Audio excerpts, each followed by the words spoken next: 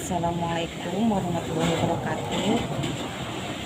Saya akan berbagi pengalaman ketika saya mengalami penyakit asam lambung, GERD, dan anxiety psikosomatis ya teman-teman. Ketika waktu pertama saya mengalami penyakit GERD, awalnya memang terasa perut itu begak, sesek napasnya, tapi awal-awal memang tidak terasa parah teman-teman, tapi di kemudian hari saya merasakan tiba-tiba jantung berdetak kencang ya teman-teman, seperti rasanya mau mati gitu ya teman-teman. Kepala keleyengan, pokoknya jantung tuh seperti mau copot perasaannya teman-teman. Tetapi ketika itu kan saya belum tahu cara bagaimana keluar dari penyakit GERD, anxiety psikosomatis itu ya teman-teman. Saya di situ panik, semakin jantung berdebar, semakin kepala kelayengan, saya semakin panik teman-teman. Sepertinya saya ingin selalu ke UGD. Saat itu saya kerasa itu sekitar pukul 11 malam ya teman-teman. Rasanya ya seperti mau berakhir gitu teman-teman. Kemudian saya langsung ke UGD, semuanya dicek, tetapi kata dokter saya normal-normal saja, cuman saya diberi suntikan obat lambung yang dosisnya agak tinggi ya teman-teman. Dari situ perasaan tuh aneh, saya kan merasa banyak sekali yang saya rasakan, sesak, terus jantung berdebar, kepala kelayangan, pokoknya nggak enak lah teman-teman. Kenapa dokter cuma bilang asam lambung naik? Dari situ perlahan-lahan setelah disuntik, perlahan-lahan rasa berdebar-debar jantung itu agak ringan ya teman-teman. Awalnya memang saya ketika sebelum tidur di waktu jam 11 malam itu, sekitar jam 9-nya saya minum obat sakit nyeri otot ya teman-teman. Karena kaki saya sakit, saya jadi minum obat nyeri otot. Mungkin itu ke lambung saya tidak cocok ya teman-teman, atau mungkin karena lambung saya kosong, saya minum obat itu, kemudian asam lambung saya meningkat dan menyebabkan jantung saya berdebar seperti mau mati.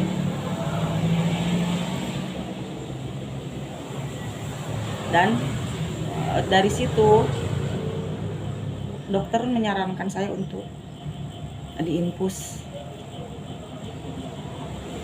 Saya sekitar 2 atau 3 hari saya diinfus, dirawat di rumah sakit. Dan sebelumnya kan saya walaupun di rumah sakit sangat-sangat tidak tenang pikiran, seperti takut mati. Yang utama itu takut mati, benar-benar perasaan. Tetapi setelah perawatan itu, dan di situ juga saya memang tidak bisa tidur teman-teman. Paling bisa tidur cuma 1 jam atau 2 jam. Ya cuman dokter sepertinya seperti tenang-tenang saja, bilangnya cuman tidak apa-apa ibu, tidak ada penyakit yang berbahaya, ibu cuma asam lambung. Tetapi kenapa saya tidak percaya, karena yang saya rasa banyak sekali yang dirasakan di tubuh itu ya teman-teman. Kemudian saya pulang, saya habis dirawat itu sangat merasakan agak enak lah badan, tetapi sekitar 2 hari di rumah saya kembali merasakan hal yang sama yang disebut panic attack ya teman-teman. Waktu saya kembali lagi panic attack karena ketidaktahuan saya itu penyakit apa, saya kemudian ingin kembali lagi ke UGD ya teman-teman. Ya mau nggak mau suami saya membawa saya lagi ke UGD. Dan dari situ dokter cuma nyaranin, ibu tenang, ibu minum obat, ibu istirahat yang benar, ibu tidak punya penyakit yang serius, ibu cuma asam lambung, itu bilangnya. Karena dokter itu udah sering, ya emang saya sering ke situ kalau misalkan sakit ya teman-teman. Saya nggak percaya. Besoknya lagi saya ganti dokter, pindah cari dokter yang lain, karena apa yang saya rasakan sepertinya banyak sekali ya teman-teman. Dari sakit punggung, layangannya yang paling nggak enak, dan itu yang kalau datang panic attack, jantung yang berdebar-debar gitu teman-teman. Saya yang semakin merasa ketakutan. Kemudian saya pindah dokter, dan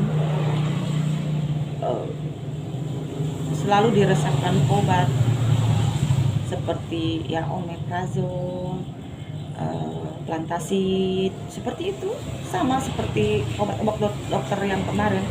Apalagi yang dokter kemarin itu, yang pertama saya ke dokter itu selalu suntikan yang katanya dosisnya yang bagus, yang agak mahal.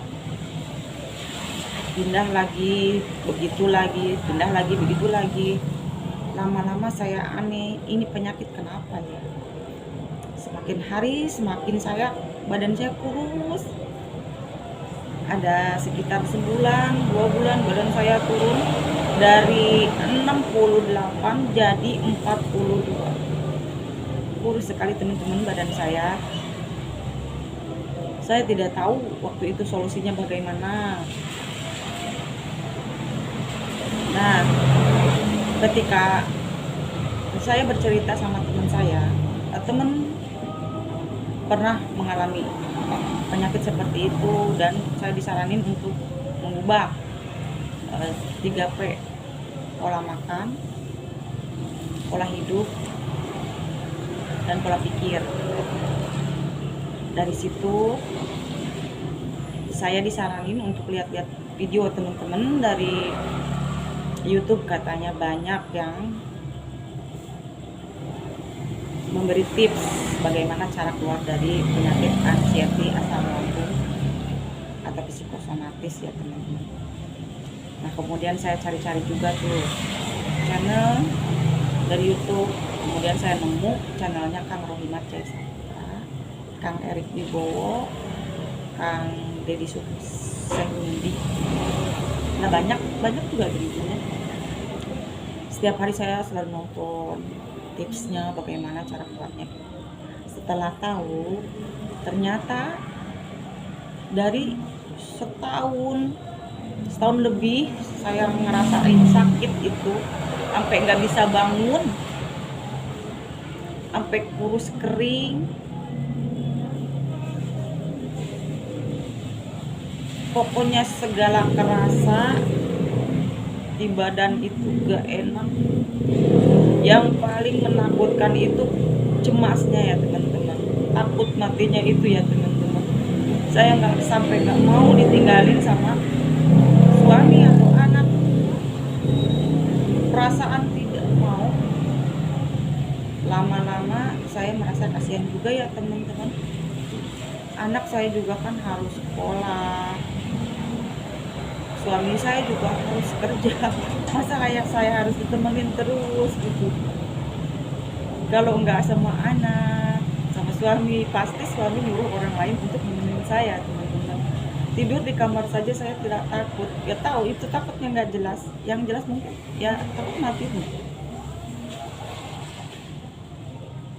Setelah saya tahu tipsnya, caranya, alhamdulillah teman-teman, dari sakit yang setahun lebih itu, 1 bulan saya membenahi pola makan, pola tidur, dan pola hidup. Semuanya berangsur-angsur baik teman-teman. Saya bisa sembuh dengan waktu 1 bulan. Bayangkan teman-teman, 1 tahun lebih, 1,5 tahun lah saya sakit, sampai nggak bisa bangun, nggak bisa ngapa-ngapain, dengan pikiran yang cemas, was-was, nggak tenang, seperti takut gila, takut segala macam. Sampai akhirnya ketemu tips ilmunya ya teman-teman, ilmunya cara keluar dari asam lambung dan anxiety itu. Alhamdulillah saya bisa sembuh teman-teman. Yang penting kita benar-benar ngelakuinnya, ngejalaninnya gitu. Tadinya dari awal nggak bisa tidur, tiap hari nggak bisa tidur, malah tambah cemas. Minum obat juga makin hari makin ketakutan, takut kena ginjal, takut kena alhamdulillah teman-teman, sekarang saya udah sehat lagi, udah bisa aktivitas, udah bisa apa aja dah. Sekarang mah udah bener-bener pulih lah. Walaupun kadang-kadang ya ada namanya juga penyakit ya, seperti influenza gitu ya, ada kadang-kadang kambuh. Cuman ya karena udah tahu tipsnya, ilmunya ya, paling kambuh sehari 2 hari, cuman begah doang, nggak kerasa anxiety-nya udah nggak hilang teman-teman. Saya cuman benerin pola makan ya. Tadinya makan kita nggak teratur ya, diteraturin aja makannya. Saya waktu itu saking ketakutannya ya teman-teman, makan sehari sampai ada 5 kali, jam 6, jam 9, jam 12, jam 3, jam 5 terakhir saya makan itu teman-teman. Pokoknya karena saking pengen sembuhnya, berusaha terus saya berusaha. Yang paling penting yang harus dihilangin itu anxiety-nya ya teman-teman. Anxiety itu kan jadi bolak-balik ya teman-teman. Kalau anxiety kita tinggi, asam lambungnya juga tinggi. Kalau asam lambung tinggi juga teman-teman, ke anxiety-nya juga tinggi lagi. Makanya kita harus putus. Saya dulu perbaiki dulu anxiety-nya. Ya caranya saya berusaha fokus teman-teman. Fokus ya, belajar fokus lah. Tadinya kan mau ngapain aja nggak fokus, pikiran kita kemana nggak tahu, nggak jelas, ke hal-hal negatif terus. Tetapi saya berusaha pengen sembuh,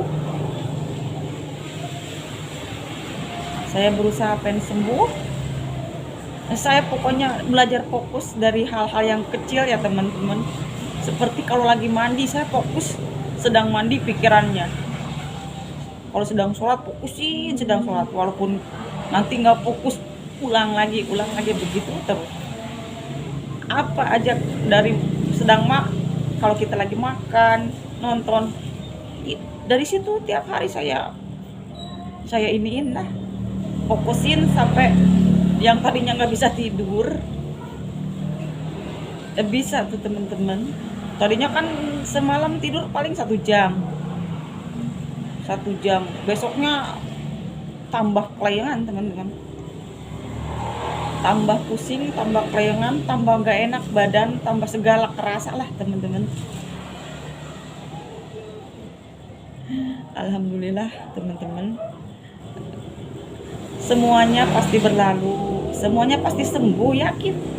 Walaupun kita dari awal nggak bisa bangun, seperti mau sekarat gitu ya teman-teman.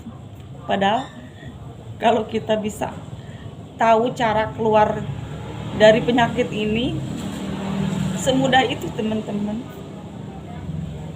Ya kita jalani yang benar, kita jalani yang teratur, konsisten sama apa yang kita mau. Kita ingin sembuh, kita harus semangat.